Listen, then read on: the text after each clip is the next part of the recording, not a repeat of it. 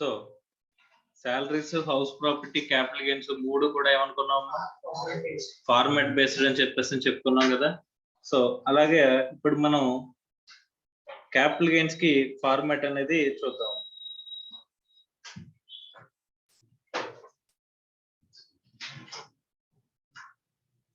Capital gains calculation.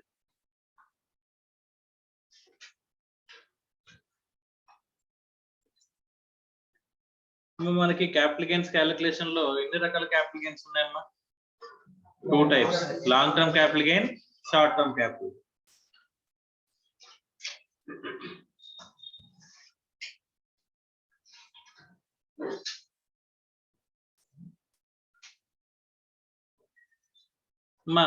ఇక్కడ ఈ capital gains format అనేది ఎక్కడ చెప్పారంటే సెక్షన్ 48 లో చెప్పారు. ఇక్కడ సెక్షన్ 48 ఇది ఎవరికి అప్లికబుల్ అవుతుంది సార్ అని చెప్పేసానంటే అదర్ దాన్ డిప్రిషియబుల్ అసెట్. ఎవరికమ్మా? Other than depreciable asset and special cases.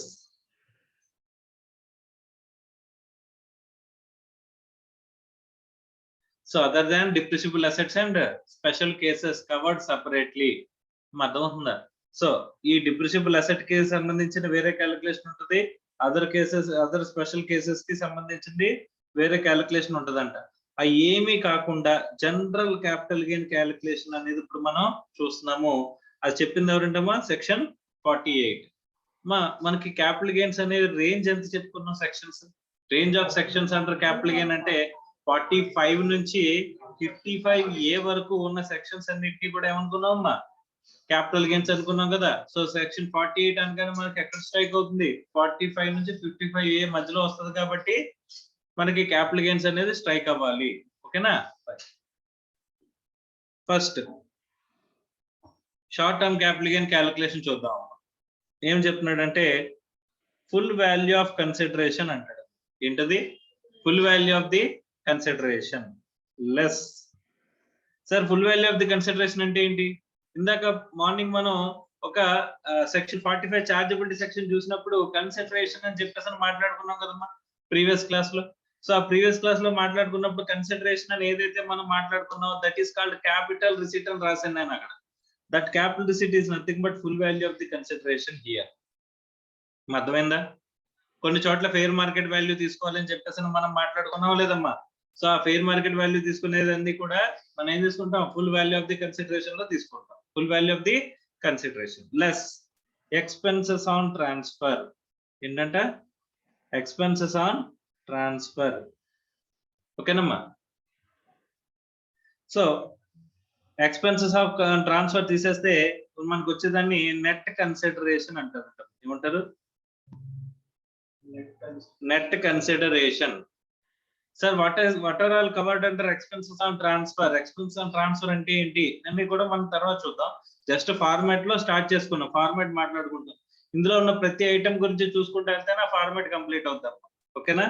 Right. Net consideration లోంచి less cost of acquisition and cost of improvement. ఏంటంట? Cost of acquisition as well as cost of improvement తీసేస్తే వచ్చేదాన్ని gross capital gain.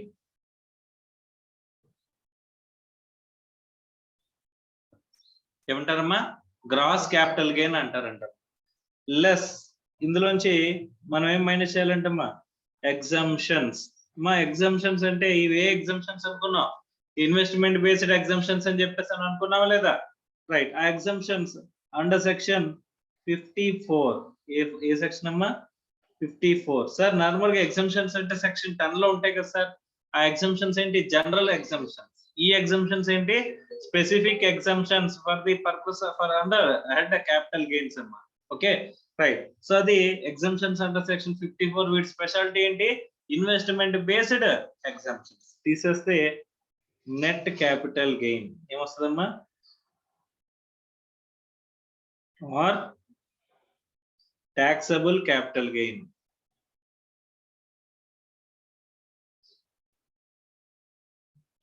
The net result of the capital gain అనేది ఏం రావచ్చు? Loss రావచ్చు, zero రావచ్చు, income రావచ్చు, గెయిన్ రావచ్చు. అర్థమైందా? Yes or no? Right. So for normal గా అడుగుతున్నానమ్మా, క్యాపిటల్ గెయిన్స్ లో లాస్ వచ్చే అవకాశం ఉందా? ఎస్. హౌస్ ప్రాపర్టీలో లాస్ వచ్చే అవకాశం ఉందా? ఎస్. శాలరీస్ లో లాస్ వచ్చే అవకాశం ఉందా? శాలరీస్ లో లాస్ వచ్చే అవకాశం ఉందా? లేదు. ఎందుకు లేదంటే గ్రాస్ శాలరీ అంటే మీకు వస్తేనే అక్కడ ట్యాక్స్ చేస్తారు. సో గ్రాస్ శాలరీ నుంచి ఏం మైనస్ చేస్తున్నారమ్మా? డిడక్షన్స్. ఓకే, ఆ డిడక్షన్స్ అండర్ సెక్షన్ 16 అనేవి అక్కడ గ్రాస్ ఇన్కమ్ ఉంటేనే అవి డిడక్షన్ లోకి వస్తాయి. అంతేనా? ఇప్పుడు మిగతా అన్ని కూడా ఇన్కమ్ ఇంక్లూడ్ అయితేనే అది ఎగ్జామ్ డిడక్షన్ లోకి వస్తుందమ్మా. స్టాండర్డ్ డిడక్షన్ ఉందనుకో, స్టాండర్డ్ డిడక్షన్ లో కూడా ఏం చెప్పారు? Standard deduction or gross salary whichever is less. ఏది తక్కువ ఉంటే ఆ వాల్యూ తీసుకోమంటున్నారు. అంటే మాక్సిమం ఎంత వరకు డిడక్షన్ వస్తుంది మీకు? సో 50,000 కానీ ఆ శాలరీ ఉన్నంత వరకు అండి. అంటే గ్రాస్ శాలరీ తక్కువ ఉంటే కనుక ఆటోమేటిక్ గా డిడక్షన్స్ కూడా ఉంది. సో ఫస్ట్ ఎంటర్టైన్మెంట్ అలవెన్స్ కూడా ఇన్కమ్ లోకి ఇంక్లూడ్ చేసిన తర్వాతే డిడక్షన్ చేస్తాం. ప్రొఫెషనల్ ట్యాక్స్ కూడా శాలరీ నుంచి డిడక్ట్ చేస్తాం. అందుకని ఎక్కడ కూడా లాస్ వచ్చే అవకాశం లేని హెడ్ ఏమన్నా ఉందంటే దాన్ని ఏ హెడ్ అంటామా? Income from salaries. అయితే జీరో అవుతుంది, లేకపోతే ఇన్కమ్ ఉంటుంది. అంతేగాని లాస్ వచ్చే అవకాశం ఉందా? లేదు. అంతేనా? అలాగే హౌస్ ప్రాపర్టీలో కూడా స్పెసిఫిక్ ఎలాంటిదే మాట్లాడుకున్నాం మనం. మన self occupied property. Self occupied ప్రాపర్టీలో ఏమొచ్చే అవకాశం ఉంటుంది? జీరో వచ్చే అవకాశం ఉంటుంది, లాస్ వచ్చే అవకాశం ఉంటుంది, కానీ ఇన్కమ్ వచ్చే అవకాశం లేదు. అంతేనా? Yes or no? అలాగే మిగతా ప్రాపర్టీస్ లెట్అవుట్ ప్రాపర్టీకి అయితే లాస్ వచ్చే అవకాశం ఉంటుంది, జీరో వచ్చే అవకాశం ఉంటుంది, ఇన్కమ్ ఉండే అవకాశం ఉంటుంది. డీబిటబుల్ లెట్అవుట్ ప్రాపర్టీ కూడా సేమ్. ఇలా మనం మాట్లాడుకున్నాం కదమ్మా. Yes or no? అలాగే ఇక్కడ కూడా మనం మాట్లాడుకుంటాం. సార్ లాస్ వస్తే ఏం చేస్తాం sir? Set off and carry forward of losses అని ఒక చాప్టర్ ఉంటుందమ్మా. ఆ చాప్టర్ లో మనం ఈ లాసెస్ ని ఏం చేయాలి, ఎలా అడ్జస్ట్ చేయాలి అని చెప్పేసి మనకి క్లియర్ గా చెప్తాడు. విత్ ఇన్ ద హెడ్ లో అడ్జస్ట్మెంట్ ఎలా చేయాలి, వేరే హెడ్ ఆఫ్ ఇన్కమ్స్ తో మనం ఎలా అడ్జస్ట్ చేయాలి అనేది క్లియర్ గా డీటెయిల్డ్ పిక్చర్ అనేది ఇస్తాడంట. Set off and carry forward of losses. కానీ ఆ చాప్టర్ కి వెళ్ళాలంటే కనుక మినిమం ఫస్ట్ కొంచెం బ్యాక్గ్రౌండ్ వర్క్ అంటూ జరగాలి. ఏ హెడ్ నుంచి ఏ లాస్ వచ్చే అవకాశం ఉంది అనేది మనకి తెలియాలంటమ్మా. అర్థమైందా? Right. Next long term capital gain calculation. First of all short term capital gain ఎప్పుడు వస్తుంది? If you transfer short term capital asset. Long term capital gain ఎప్పుడు వస్తుంది? If you transfer long term capital asset. ఓకేనమ్మా? Right అమ్మా. ఇది ఈ section 48 ఎవరికి applicable అవుతుంది? Other than depreciable asset and special cases. అర్థమైందా? స్పెషల్ కేసెస్ అని నేను సెపరేట్ గా చెప్తాను, అక్కడ అప్లికబుల్ కాదు. అండ్ డిప్రిసియేషన్ కేసులో, డిప్రెసిబుల్ అసెట్ కేసులో అప్లికబుల్ కాదు. మిగతా అన్ని కేసుల్లోనే అప్లికబుల్ అవుతుంది. అంటే ఇది ఏ సెక్షన్? జనరల్ గా స్పెసిఫిక్ గా? జనరల్ గా అంటే స్పెషల్ కేసెస్ కానీ అన్నిటి కూడా జనరల్ కి ఇక్కడ అప్లికబుల్ అయ్యే. సో ఇక్కడ లాంగ్ టర్మ్ క్యాపిటల్ గెయిన్ అయితే కనుక అసలు మనం long term capital gain short term అనేది, లాంగ్ టర్మ్ షార్ట్ టర్మ్ అనేది ఎందుకు బైఫర్కేట్ చేయాల్సి వచ్చింది అంటే ఇక్కడ మనం కాస్ట్ కి సంబంధించిన దాంట్లో ఒక అడ్జస్ట్మెంట్ చేయాలనుకున్నాం. ఏ adjustment? Inflation adjustment. Rise in prices ని అడ్జస్ట్ చేద్దాం అనుకున్నాం కదమ్మా. అది ఎలా చేద్దాం అనుకున్నా? Through method called indexation. అంతేనమ్మా? అదే కదా లాంగ్ టర్మ్ కి షార్ట్ టర్మ్ కి డిఫరెన్స్ అని చెప్పేసి చెప్తున్నాం. అంతేనా? రైట్. సో ఇక్కడ అదొకటి డిఫరెన్స్ తప్ప మిగతా ఏ డిఫరెన్స్ ఉండదు. కాబట్టి full value of the consideration same వచ్చేస్తుంది. ఓకేనా? రైట్. తర్వాత లెస్ expenses on transfer తీసేస్తే మిగిలేదాన్ని ఏమంటామమ్మా? Net consideration. ఈ నెట్ కన్సిడరేషన్ లోంచి లెస్ ఏం తీయాలి? కాస్ట్ ఆఫ్ ఎక్విజిషన్ ప్లేస్ లో ఏమొస్తుందమ్మా? Indexed cost of acquisition. Cost of improvement place లో ఇండెక్స్డ్ కాస్ట్ ఆఫ్ ఇంప్రూవ్మెంట్. తీసేస్తే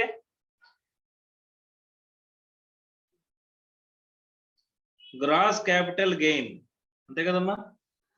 ఈ గ్రాస్ క్యాపిటల్ గెయిన్ లోంచి లెస్ ఏం మైనస్ చేయాలి మనం? ఎగ్జంప్షన్స్ అండర్ సెక్షన్ 54 తీసేస్తే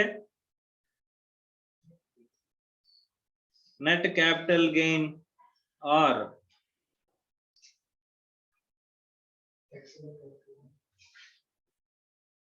taxable క్యాపిటల్ గెయిన్ అనేది మనకు వస్తుందంట.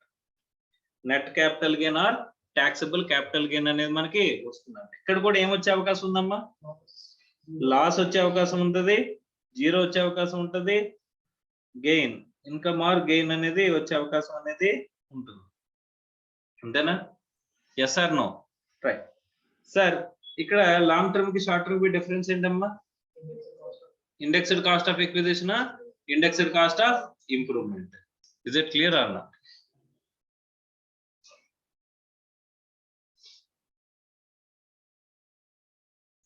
సార్ ఇక్కడ ఎగ్జామ్షన్స్ అండర్ సెక్షన్ 54 తీస్తారు, ఇక్కడ ఎగ్జామ్షన్ అండర్ సెక్షన్ 54 తీస్తారు కదా అంటే ఎగ్జామ్షన్స్ అండర్ సెక్షన్ 54 లో స్పెసిఫిక్ గా అప్లికబుల్ అయ్యో చెప్తాడంట. Applicable for short term capital gains అని, applicable for long term capital gains అని సెపరేట్ చెప్తారంట. అలా చెప్పిన వాటికి మనం ఏమవుతాయమ్మా? లాంగ్ టర్మ్ అయితే లాంగ్ టర్మ్, షార్ట్ టర్మ్ అయితే షార్ట్ టర్మ్ మైనస్ చేసుకోవాలంట. సార్ అర్థమైంది అమ్మా, ఫార్మాట్ అర్థమైంది కదా? ఫార్మాట్ ఎక్కడ చూసినట్టుందండి? మన స్టార్టింగ్ లో ట్రాన్సాక్షనల్ సీక్వెన్స్ అని చెప్పేసి రాసుకున్నామా? ఆ ట్రాన్సాక్షనల్ సీక్వెన్స్ లో క్యాపిటల్ రిసిప్ట్ వచ్చిన తర్వాత ఏం మైనస్ చేయమన్నాను? కాస్ట్ కన్సిడర్ చేయమని. తీసేస్తే వచ్చేది ఏమన్నాను? గ్రాస్ క్యాపిటల్ గెయిన్ అన్నాను. గ్రాస్ క్యాపిటల్ గెయిన్ నుంచి ఎగ్జెంప్షన్ తీసేస్తే వచ్చేది ఏమన్నాను? టాక్సబుల్ క్యాపిటల్ గెయిన్ అన్నాను. అదే ఫార్మాట్ కదా ఇక్కడ. కాకపోతే కొంచెం ఎక్స్పెన్స్ ఆన్ ట్రాన్స్ఫర్ ఇలాంటివి కొన్ని యాడ్ అయినాయి అంతే. మిగతాదంతా అక్కడది ఇక్కడ సేమ్ టు సేమ్ కదమ్మా. Yes sir no? సార్ ఇక్కడ ఇంపార్టెంట్ ఆస్పెక్ట్ ఏంటంటే ఈ క్యాపిటల్ గెయిన్స్ అనేవి ఎలా క్యాలిక్యులేట్ చేయాలి? 4-5 ప్రాపర్టీలు అమ్మితే 4కి కలిపి ఒకసారి క్యాలిక్యులేషన్ చేసేయచ్చా? ఒకే ఈ ఫార్మాట్ లో ఒకటే క్యాలిక్యులేషన్ చేయొచ్చా? చేయొచ్చా చేయకూడదా? ప్రాపర్టీ వైజ్ గా చేయాలా? మా ఇక్కడ ప్రాపర్టీ వైజ్ గా చేయాలంటారు. ప్రాపర్టీ వైజ్ గా ఈ క్యాలిక్యులేషన్ అనేది మనం చేయాల్సిన అవసరం అనేది ఉంది అని చెప్పేసి అని చెప్తున్నాడు. Okay sir. ఇప్పుడు సార్ నేను ల్యాండ్ 2003లో తీసుకుని దాని మీద బిల్డింగ్ 2008లో కన్స్ట్రక్ట్ చేసి 2022లో నేను అమ్మానంటారు. ఓకేనా? సో ఇప్పుడు నేను క్యాలిక్యులేషన్ అనేది ల్యాండ్ కి విడిగా బిల్డింగ్ విడిగా చేయాలా?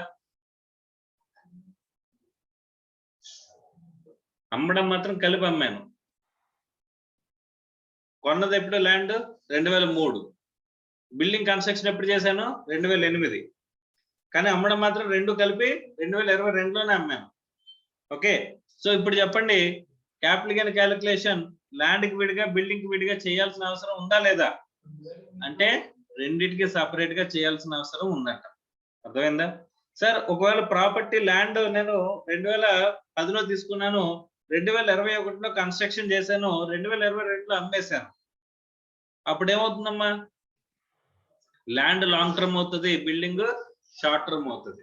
అంతేనా? బిల్డింగ్ అయితే 24 months కదమ్మా. Yes or no? So 24 months కంటే తక్కువ ఉంటే కనుక బిల్డింగ్ అనేది ఏమవుతుంది? మీరు రెండు కలిపి అమ్మాం కదా, రెండు కలిపి అమ్మినా సరే ల్యాండ్ కి విడిగా బిల్డింగ్ కి విడిగా మీరు క్యాలిక్యులేషన్ చేసి తీరాలి. ఓకేనా సార్? రెండింటికి కలిపి ఒకటే కన్సిడరేషన్ ఉంటుంది. మీరు అడగాల్సిన క్వశ్చన్ అదమ్మా, నేను చెప్పేది వినేయడం కాదు. సార్ రెండు కలిపి అమ్మారు అని 2 సార్లు స్ట్రెస్ చేశాను. ఎందుకు? అక్కడ రెండింటికి కలిపి ఒకటే కన్సిడరేషన్ ఉంటే ఏం చేయాలని అడుగుతారేమో. ఓకే. సో రెండింటికి కలిపి ఒకటే కన్సిడరేషన్ అనేది ఉండదమ్మా. ఇక్కడ ఒకవేళ ఉన్నా మీకు సేల్ డాక్యుమెంట్ లో registration government value registration decide చేస్తారు కదమ్మా. ఆ వాల్యూలో ల్యాండ్ కి సపరేట్ గా, రిజిస్ట్రేషన్ డాక్యుమెంట్ లో రెండింటికి సపరేట్ గా వాల్యూ అనేది మీకు ఇస్తారంటమ్మా. అలాంటప్పుడు ల్యాండ్ కి వాల్యూ సపరేట్ గా capital gain calculation, building separate గా క్యాపిటల్ గెయిన్ క్యాలిక్యులేషన్ చేయడం కుదురుతుందా కుదరదా? ఎస్, ఆబ్వియస్ గా కుదురుతుందంట. Is it clear or not? So మనం రెండింటికి కలిపి అమ్మినా సరే ప్రాపర్టీస్ వైజ్ గా ఏం చేయాలి? విడివిడిగా మనం క్యాలిక్యులేట్ చేయాలి. Is it clear or not? Yes or no? Sir నేను 10 ప్రాపర్టీలు అమ్మితే 10 క్యాపిటల్ గెయిన్స్ క్యాలిక్యులేషన్స్ చేయాలా? ఎస్, అంతేనమ్మా. రైట్. ఆ 10 టోటల్ ని కలిపితే ఏమవుద్ది? టోటల్ క్యాపిటల్ గెయిన్ అవుతుంది. ఆ టోటల్ క్యాపిటల్ గెయిన్ ఎక్కడికి వెళ్తుంది? ఇన్కమ్ కంప్యూటేషన్ లో, computation of income and calculation of tax liability calculation లో ఇన్కమ్ ఫ్రమ్ క్యాపిటల్ గెయిన్స్ అనే దాంట్లో వేసుకుంటాం. ఓకేనమ్మా. సో అక్కడ 10 ప్రాపర్టీలు అమ్మినట్టు రాసి అక్కడ వర్కింగ్ నోట్ అని పెట్టుకుని ఇక వర్కింగ్ నోట్ లో 10 ప్రాపర్టీస్ యొక్క క్యాలిక్యులేషన్ అనేది చేసుకుంటూ వెళ్తా ఉంటారు. అర్థమైందా? Is it clear or not? Yes.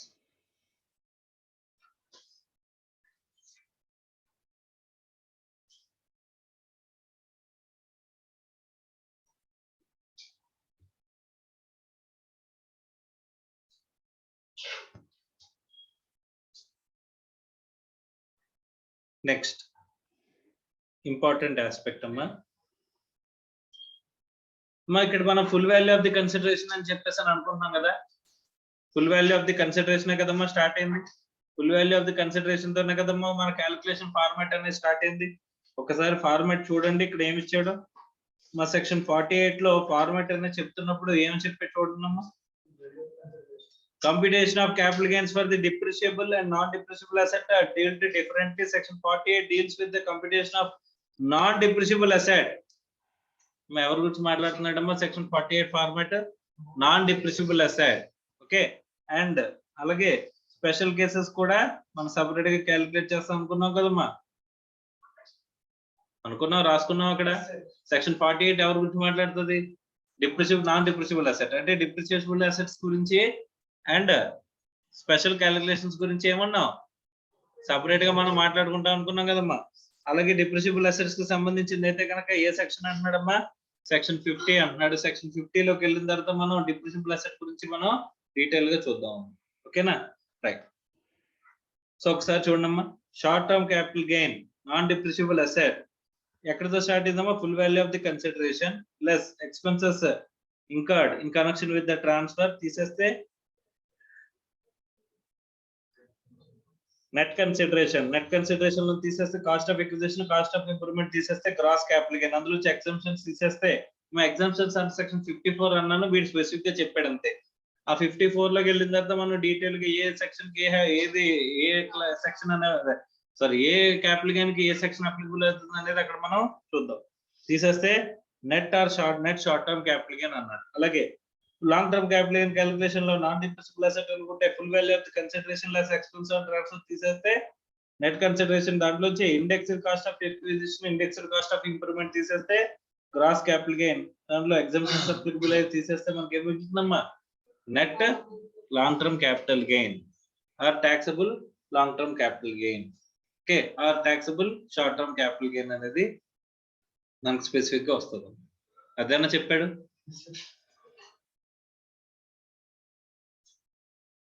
So let us start with the first aspect. First aspect is the full value of the consideration.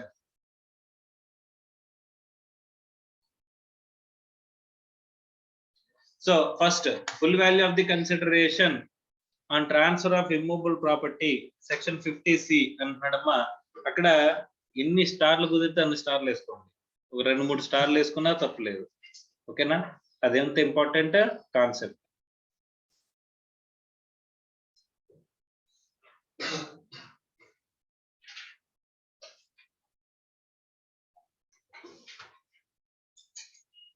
So first మన ఫార్మాట్ దేంతో స్టార్ట్ అయిందమ్మా, full value of the consideration.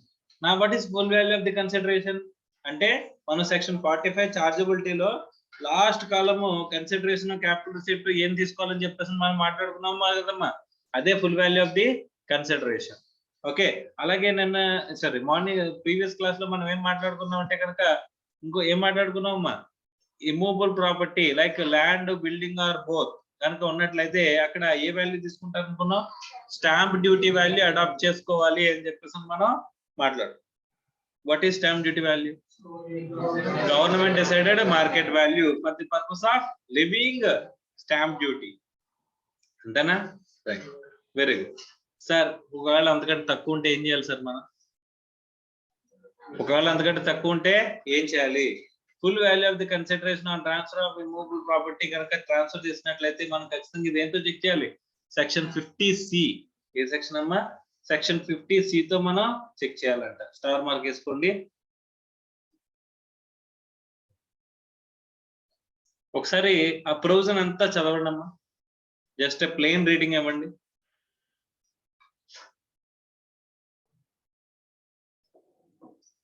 ఒక simple question ఏంటంటే, ఈ రోజున agreement లోకి enter అయ్యి next year వచ్చేసరికి పూర్తి డబ్బులు పే చేసి పొసెషన్ తీసుకుని ఆ తర్వాత ఇయర్ మీకు రిజిస్ట్రేషన్ చేశారంట. రిజిస్టర్డ్ అగ్రిమెంట్ రాసేసి సేల్ డీడ్ రాసి రిజిస్ట్రేషన్ చేయించుకున్నారంట. ఫస్ట్ ఎంటర్ అయిందని ఏమంటారు? Agreement to cell. అంటే ఓనర్షిప్ వెళ్ళిపోద్ది ఇక్కడ, ఓనర్షిప్ అనేది వెళ్ళదు. ఓకే, సో అలాగా డిఫరెంట్ ట్రాన్సాక్షన్స్ జరిగినప్పుడు ఏ రోజున మనం గవర్నమెంట్ వాల్యూ అనేది ఇక్కడ స్టాంప్ డ్యూటీ వాల్యూ అనేది తీసుకోవాలి అనేది ఒక చిన్న పాయింట్. అర్థమైందా? రైట్. దానికి సొల్యూషన్ అనేది ఒక్కసారి మళ్ళీ ప్రోజన్ చదువుతాను. నేను చదివి నేను ఎక్స్ప్లెయిన్ చేసే యాంగిల్లో ఆలోచిస్తే కనుక ఇక్కడ ఆన్సర్ అనేది ఎలా వస్తుందో చూద్దాం ఇదే క్వశ్చన్ కి. అర్థమైందా? Right. So first section 50C అన్నాడమ్మా. 50C అంటే ఏంటమ్మా? Full value of the consideration on transfer of immovable property. Immovable ప్రాపర్టీని కనుక మీరు ట్రాన్స్ఫర్ చేస్తే అక్కడ full value of the consideration అని ఎంత తీసుకోవాలి, ఏ వాల్యూ తీసుకోవాలి అనేది ఇక్కడ స్ట్రైట్ క్వశ్చన్ అమ్మా. 50C. 50C provides the deeming guidelines value for stamp duty as the full value of the consideration if the actual consideration is less than such value. A value కంటే తగ్గితే actual transaction అనేది ఏ value కంటే తగ్గితే stamp duty value కంటే తగ్గితే అప్పుడు మనం ఏం చేస్తా ఉంటామా? మా స్టాంప్ డ్యూటీ వాల్యూ అంటే ఏంటి? స్టాంప్ డ్యూటీ క్యాలిక్యులేషన్ కి డిసైడ్ చేసిన value, that is government fixed. Market value కంటే మీరు యాక్చువల్ ట్రాన్సాక్షన్ చేస్తున్న వాల్యూ తక్కువ ఉంటే కనుక మన full value of the consideration ఏం తీసుకోమంటున్నాడు? డీమ్ చేసుకోమంటున్నాడు. ఏమని డీమ్ చేసుకోవాలంట? Deeming provision. డీమింగ్ ప్రొవిజన్ అంటే మీరు full value of the consideration ఎంత తీసుకున్నారని చెప్పేసానంటే గవర్నమెంట్ డిసైడ్ చేసిన స్టాంప్ డ్యూటీ వాల్యూ ఏదైతే ఉంటుందో, స్టాంప్ డ్యూటీ కోసం క్యాలిక్యులేట్ చేసే వాల్యూ ఏదైతే ఉంటుందో ఆ వాల్యూని ఏం తీసుకోమంటున్నాడమ్మా? Deemed to be full value of the consideration. Sir నిజంగా మీరు గవర్నమెంట్ డిసైడ్ చేసిన మార్కెట్ వాల్యూ ఎంత? 50 లక్షలు అంట. మీరు నాకు నిజంగా పే చేసింది 30 లక్షలు అంట. అయినా సరే మీరు నాకు ఎంత అమ్మినట్టుగా భావించాలంటమ్మా?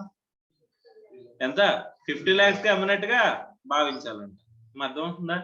సో సార్ 30 లక్షలే కదా సార్ నాకు రిసీవ్ అయింది. మీకు రిసీవ్ అయింది 30 లక్షలే, కానీ ఐఎమ్ డీమింగ్ ప్రొవిజన్ అనేది తీసుకొస్తున్నాను.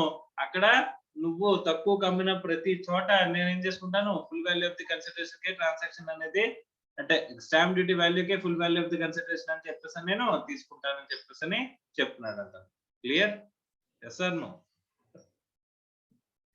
Next section 50C applies only where the computation of capital gains is under section 48 where the transaction involves transfer of land or building or both. 50C ఎక్కడ applicable అవుతుందంట? డిప్రిసిబుల్ asset గా, non డిప్రిసిబుల్ asset గా, special cases కా, non special cases కా? Section 48 కి అన్నాడు. Section 48 అంటే ఎప్పుడు వస్తుంది సార్? నాన్ డిప్రిసిబుల్ అసెట్ కి as well as non special cases కాని వాటికి, అంతే కదమ్మా? డిప్రిసిబుల్ అసెట్స్ కి, స్పెషల్ కేసెస్ కి అప్లికబుల్ కాదని మాట్లాడుకున్నామా? అలాంటి సెక్షన్ 48 అప్లికబుల్ అవుతూ ఉండాలి మనకి. అండ్ ఇంకోటి ఏంటమ్మా important? That is land, building or both. వాటికి మాత్రమే ఈ 50C అనేది అప్లికబుల్ అవుతుంది. ఎందుకంటే అక్కడ స్టాంప్ డ్యూటీ వాల్యూ అనేది ఉండేది. Right. The provisions of section 50C shall applicable where the transfer is by registered sale deed or by the document or through an unregistered document or even where the transfer is effected by an agreement to sell or by way of power of attorney. మా ఇక్కడ ఈ 50C అనేది ఎక్కడ applicable అవుతుందని చెప్పేసానంటే registered sale deed కానీ, agreement to cell కానీ, లేకపోతే అన్రిజిస్టర్డ్ డాక్యుమెంట్ ద్వారా కానీ మీరు ఎలా ట్రాన్సాక్షన్ చేస్తున్నా సంబంధం లేదు, 50C అనేది స్టిల్ అప్లికబుల్ అని చెప్పేసి చెప్తున్నాడు. Is it clear or not? ఆ రోజున స్టాంప్ డ్యూటీ వాల్యూకి మీరు రిజిస్ట్రేషన్ చేయించారా లేదా అనేది కాదు, ఆ ట్రాన్సాక్షన్ జరిగే రోజున ఉన్న స్టాంప్ డ్యూటీ వాల్యూ అనేది మనకి ఇంపార్టెంట్. అర్థమైందా? Next, where the document is registered, assessed value for the stamp duty purposes shall be adopted as the sale consideration, and where it is not registered, assessable value of the stamp duty purpose shall be adopted as the sale consideration. అంటే registered అయితే ఆ రోజున ఏ value అయితే stamp duty కట్టడానికి మన value కింద decide అయ్యేమో ఆ value తీసుకుంటామంట. ఇది 50C వాల్యూ. ఓకే, సో అదే మనకి అన్రిజిస్టర్డ్ అయితే కనుక అక్కడ assessable value for the stamp duty ఎంతైతే ఉంటుందో అక్కడ ఆ వాల్యూ తీసుకుని మనం ట్యాక్స్ చేస్తూ ఉంటాం. అర్థమైందా? Next, where the date of fixing the agreement, fixing the amount of consideration and the date of registration of transfer of the capital asset are not same. Sir, agreement చేసిన రోజున registration చేయించుకోవాలని ఉందా? నేను year లో agreement చేశాను, 2 ఏళ్ల తర్వాత registration చేసుకున్నానంటమ్మా. అప్పుడు ఈ రోజున అగ్రిమెంట్ చేసుకున్నాను కానీ 2 ఏళ్ల తర్వాత రిజిస్ట్రేషన్ చేయించుకున్నానంటమ్మా. అప్పుడు full value of the consideration అంటే స్టాంప్ డ్యూటీ వాల్యూ తీసుకోవాలి అని చెప్పేసి అన్నారు. In case of land, building or both and that to section 48 applicable అవుతున్నప్పుడు, సెక్షన్ 48 అనేది అప్లికబుల్ అవుతున్నప్పుడు, తర్వాత ల్యాండ్, బిల్డింగ్ ఆర్ బోత్ కి సంబంధించింది అయినప్పుడు మనం full value of the consideration అనేది ఏ స్టాంప్ డ్యూటీ వాల్యూ తీసుకోవాలన్నారు. స్టాంప్ ఒకవేళ మన ట్రాన్సాక్షన్ వాల్యూ కంటే తక్కువ ఉంటాయి. ఓకే, ఏ రోజున్న స్టాంప్ డ్యూటీ వాల్యూ తీసుకోవాలి? ఏ రోజున్న స్టాంప్ డ్యూటీ వాల్యూ తీసుకోవాలమ్మా? అగ్రిమెంట్ రోజు ఉన్నదా లేకపోతే రిజిస్ట్రేషన్ రోజు ఉన్నదా అనేది చూస్తే కనుక ఇక్కడ మనకి ఏం చెప్తున్నాడమ్మా, stamp duty value assessable on the date of agreement shall be adopted. However this benefit shall apply when only when the amount of consideration or what thereof has been received by way of account pay check, account pay draft or any other electronic clearing system through bank, through such transfer electronic modes or before the date of agreement for the transfer of the asset అని చెప్పేసి అంటున్నాడు. అంటే ఎప్పుడు తీసుకోమంటున్నాడమ్మా? Agreement రోజు ఉన్న తీసుకోమన్నాడు. కానీ agreement ఉన్న రోజు తీసుకోవాలంటే కనుక ఒక కండిషన్ ఉంది. ఏంటది? మనం పే చేసిన consideration or part of the consideration అనేది ఏం చేసి ఉండాలమ్మా? బ్యాంక్ ద్వారా పే చేయాలంట. ఏం ద్వారా పే చేయాలి? బ్యాంక్ ద్వారా పే చేయాలి. సార్ అలా కాకుండా నేను క్యాష్ పే చేస్తే, మా అగ్రిమెంట్ క్యాష్ ద్వారా పే చేస్తే అగ్రిమెంటే కన్సిడర్ చేయరంట. ఇప్పుడు కన్సిడర్ చేస్తారు డిప్రిసియేషన్ అనేది, రిజిస్ట్రేషన్ డేట్ నాడు ఉన్నది తీసుకుంటాం. మనకు సంబంధించింది ఏంటి? Registration agreement? What is important? Agreement. Agreement నాడు తీసుకోవాలంటే ఏం చేసి ఉండాలి? బ్యాంక్ ట్రాన్స్ఫర్ అనేది చేసి ఉండాలి. బ్యాంక్ ద్వారా కన్సిడరేషన్ అనేది ట్రాన్సాక్షన్ చేసి ఉండాలి అని చెప్పేసి మనకి చెప్తున్నాడు. వేర్ ద స్టాంప్ డ్యూటీ, ఒకవేళ బ్యాంక్ ద్వారా ట్రాన్సాక్షన్ లేకపోతే ఏ రోజైనా తీసుకుంటాం? రిజిస్ట్రేషన్ నాడు ఉన్న తీసుకుంటాం. ఒకవేళ బ్యాంక్ ద్వారా ట్రాన్సాక్షన్ జరుగున్నట్లయితే sir part of the consideration, full consideration? Part or full consideration ఏదైనా పర్లేదు. Part of the consideration agreement నాడు వెళ్ళినా సరే మనం ఏం చేస్తాం? అగ్రిమెంట్ రోజు ఉన్న ఫేర్ స్టాంప్ డ్యూటీ వాల్యూ అనేది తీసుకుంటాం. నిజంగా రిజిస్ట్రేషన్ జరగాలి ఆ టైంకి, జరగచ్చు, జరగకపోవచ్చు. అర్థమైందా సార్? రిజిస్టర్డ్ అగ్రిమెంట్ అయి ఉండాలా? అగ్రిమెంట్ రిజిస్టర్డ్ అయి ఉండాలా? అగ్రిమెంట్ అనేది రిజిస్ట్రేషన్ అవసరం లేదు. అర్థమైందా?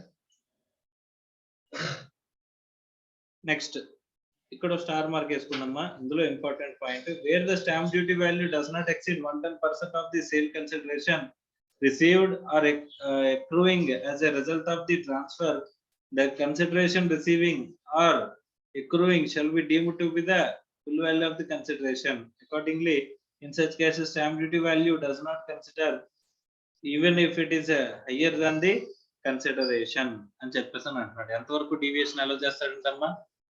స్టాంప్ డ్యూటీ వాల్యూ నుంచి ఎంతవరకు డీవియేషన్ అలో చేస్తాడంటే 10% వరకు డీవియేషన్ అనేది అలో చేస్తాము. సార్ ఇక్కడ నేను ట్రాన్సాక్షన్ చేసేది 1,00,000 రూపాయలకి చేస్తున్నాను సార్, కానీ అక్కడ మార్కెట్ వాల్యూ ఎంత ఉందమ్మా? 1,05,000 ఉందంట. అంటే ఎంతవరకు అలో చేస్తాడమ్మా? 10% డీవియేషన్ వరకు అలో చేస్తాడు. కాబట్టి 1,10,000 ఉన్నా సరే ప్రాబ్లం లేదు. స్టాంప్ డ్యూటీ కట్టేది 1,10,000కి, మీరు ట్రాన్సాక్షన్ చేసేది 1,00,000 రూపాయలకైనా ప్రాబ్లం లేదు. అలాగే మీరు ట్రాన్సాక్షన్ చేసి 1,05,000కి మీరు స్టాంప్ డ్యూటీ కట్టిందంతా 1,00,000 రూపాయలకి అనుకున్నా సరే ప్రాబ్లం లేదు. ఎందుకంటే 5% వేరియేషన్ వరకు మనకి, సారీ 10% వేరియేషన్ వరకు మనకి అలో చేస్తుంది. అర్థమైందా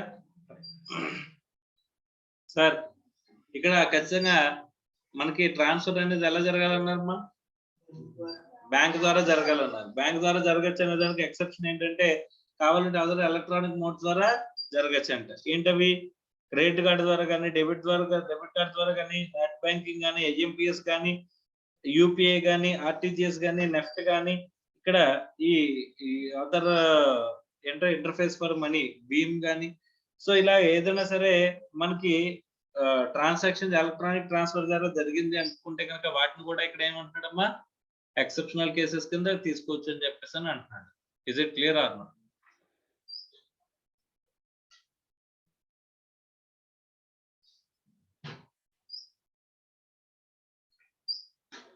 next important reference to valuation officer.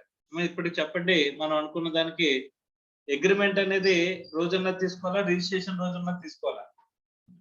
Agreement రోజున తీసుకుంటాం. ఎప్పుడు కన్సిడరేషన్ అనేది బ్యాంక్ ద్వారా ట్రాన్స్ఫర్. బ్యాంక్ ద్వారా ట్రాన్స్ఫర్ కాకపోతే రిజిస్ట్రేషన్ రోజున వాల్యూ తీసుకుంటాం. ఏ వాల్యూ? Stamp duty. అర్థమైందమ్మా? Is it clear or? Right. Next reference to valuation officer అంటున్నాడమ్మా. సార్ వాల్యుయేషన్ ఆఫీసర్ రిఫర్ చేయొచ్చా కేసుని? మా వాల్యుయేషన్ ఆఫీసర్ రిఫర్ చేయొచ్చా కేసుని? అసలు ఎప్పుడు రిఫర్ చేస్తారమ్మా? సార్ గవర్నమెంట్ ఉన్న అక్కడ మార్కెట్ లో ఉన్న వాల్యూ కంటే గవర్నమెంట్ డబుల్ ట్రిపుల్ చేస్తుంది అనుకో. నిజంగా అక్కడ చూస్తే ట్రాన్సాక్షన్స్ నా పక్క ల్యాండ్ లోడ్ ఎంత కమ్మాడు చూస్తే ఆడ అమ్మిన దానికంటే ఇక్కడ ఏమవుతుందంట గవర్నమెంట్ ఫిక్సేషన్ వాల్యూ అనేది ఎక్కువ ఉందంట. మా ఎవడైనా కొనుక్కోవడం మీరే కొనుక్కోవడానికి వచ్చారనుకోమ్మా, ఏం చేస్తారు? పక్కనోడు ల్యాండ్ ఎంత కొన్నాడు, ఈ పక్కనోడు ల్యాండ్ ఎంత కొన్నాడు చూస్తారా? చూడరు. చూసే కొనుక్కుంటారు కదమ్మా. Yes or no? ఆబ్వియస్ గా.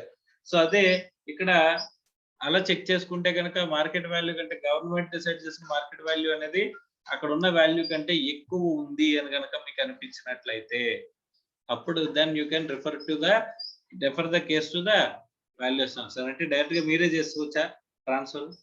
You can request the assessing officer to direct the case ఎక్కడికంటమ్మా వాల్యుయేషన్ ఆఫీసర్ దగ్గరికి పంపించండి అని చెప్తాను. Okay right. సార్ ఇక్కడ వాల్యుయేషన్ ఆఫీసర్ దగ్గరికి వెళ్ళినప్పుడు సపోజ్ మన వాల్యూ వచ్చేసరికి గవర్నమెంట్ వాల్యూ వచ్చేసరికి ఎంత ఉందమ్మా? 100 రూపీస్ చెప్పారు అనుకుంది ఎగ్జాంపుల్. ఓకే ఎగ్జాంపుల్ కి ఎంత చెప్పారమ్మా? గవర్నమెంట్ డిసైడ్ చేసిన మార్కెట్ వాల్యూ ఎంత? 100. నిజంగా ట్రాన్సాక్షన్ మీరు చేసేది 80 రూపీస్ చేస్తున్నారు. బయట కూడా మార్కెట్ లో 80 రూపీస్ కే ట్రాన్సాక్షన్ అనేది జరుగుతుంది. అర్థమైందా? మీరు ట్రాన్సాక్షన్ చేసే రేట్ ఎంత?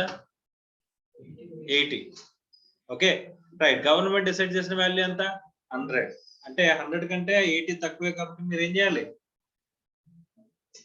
మీరేం చేయాలమ్మా? ఎంతకి ఇచ్చేయాలి ట్రాన్సాక్షన్?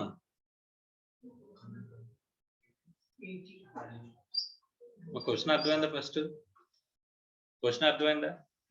100 రూపీస్ ఏం చెప్పాను? గవర్నమెంట్ ఫిక్స్ చేసిన వాల్యూ. 80 రూపీస్ ఏం చెప్పాను? మనం ట్రాన్సాక్షన్ చేసిన వాల్యూ 80 రూపీస్ చెప్పాను. ఇప్పుడు ఏ వాల్యూ తీసుకోవాలి?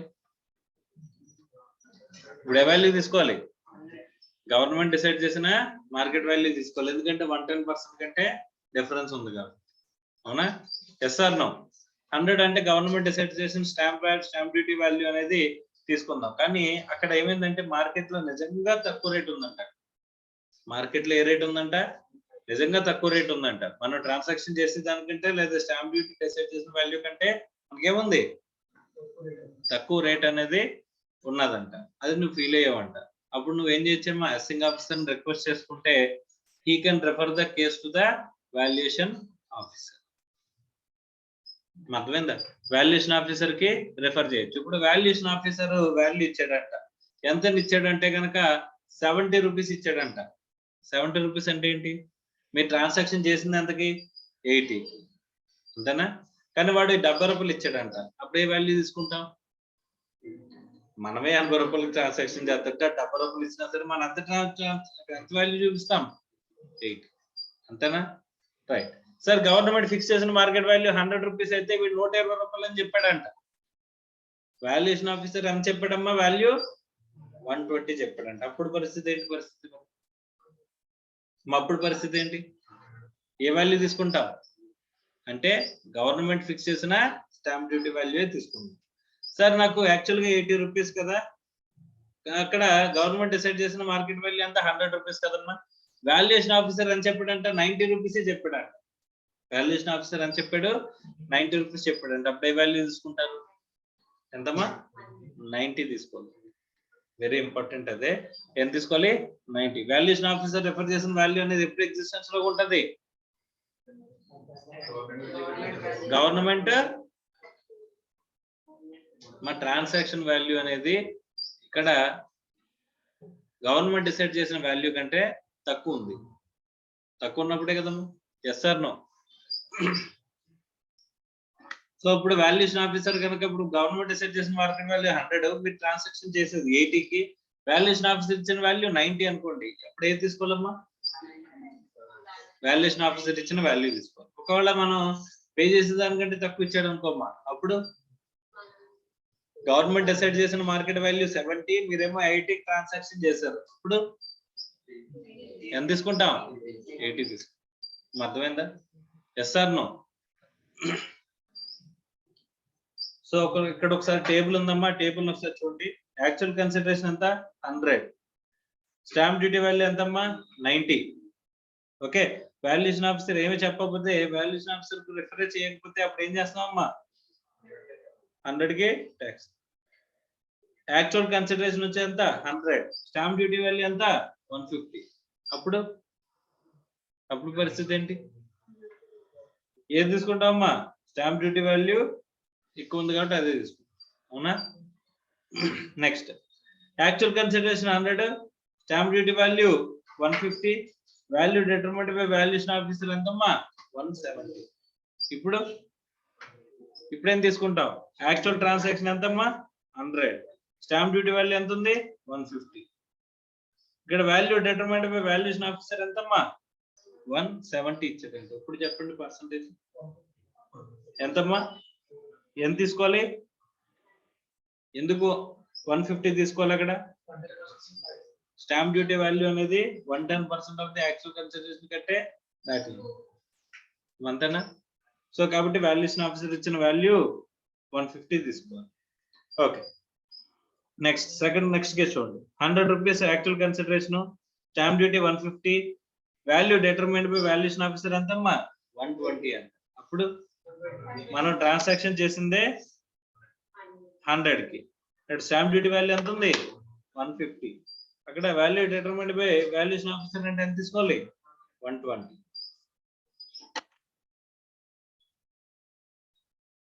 నెక్స్ట్, యాక్చువల్ కన్సిడరేషన్ ఎంతమ్మా?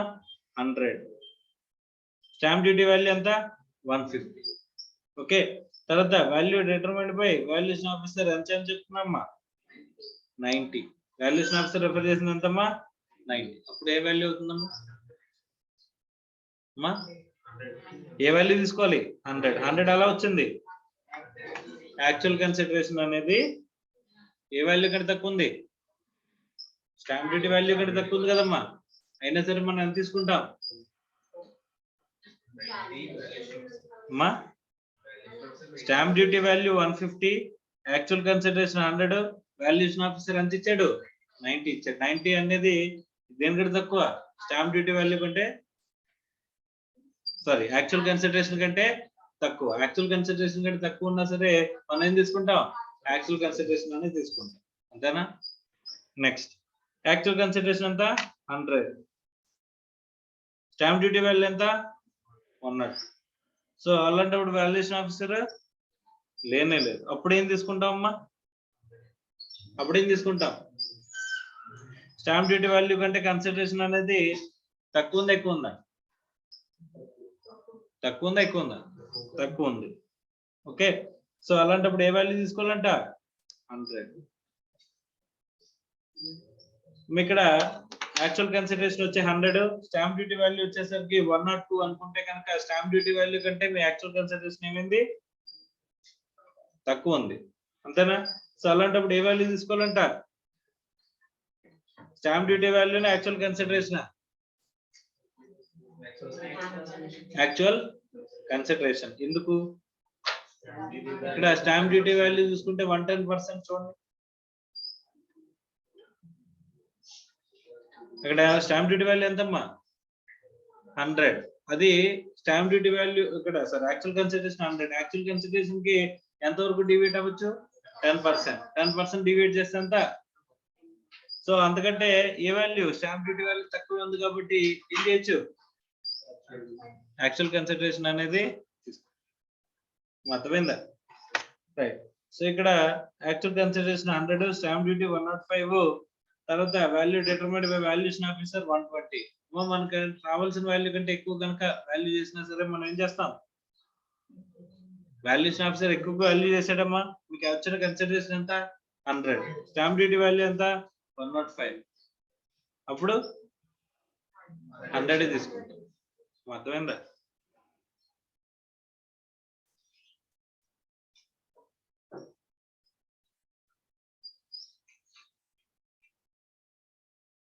సో అక్కడ ఉన్న ఇల్లస్ట్రేషన్స్ ఒకసారి చేయండి అమ్మా.